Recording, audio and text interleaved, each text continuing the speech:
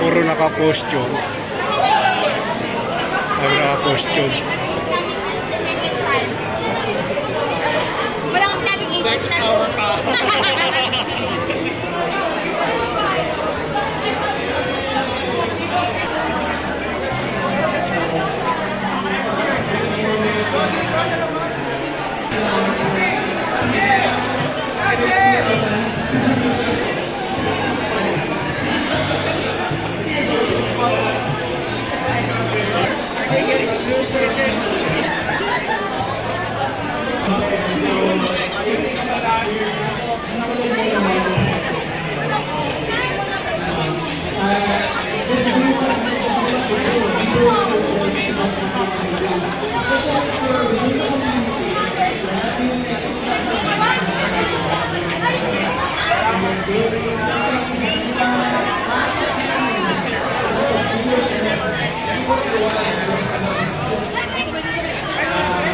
Accepted naman.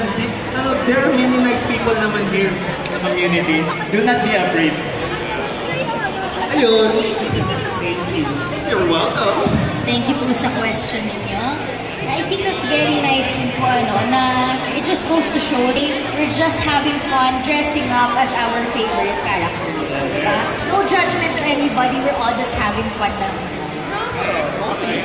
I think we have time for like one last question na lang. Meron pa bang gustong maghabol? One last? Okay. Your name po and then your question. Hello. Hello po, I'm Kaidehara Kazumi and I'd like to ask a question to Kuya Julius po.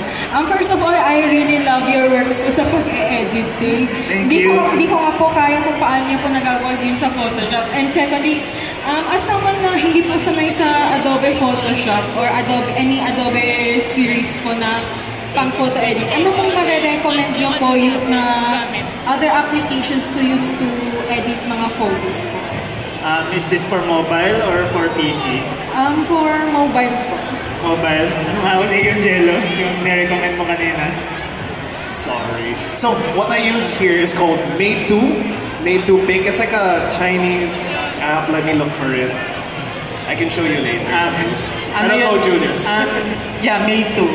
Ano yun? Ang spelling niya M-E-I-T-U. Ano yung brand? Para siyang Adobe, yung Made2. Pero yung app is Xiushu. Xiushu? Yung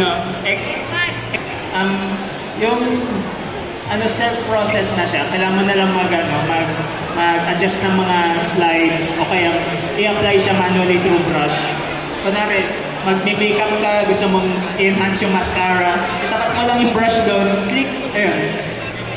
Don't be afraid to explore the apps within your reach naman. Tapos, yun nga, tulad naman apps. Again, there's Corel, Canva,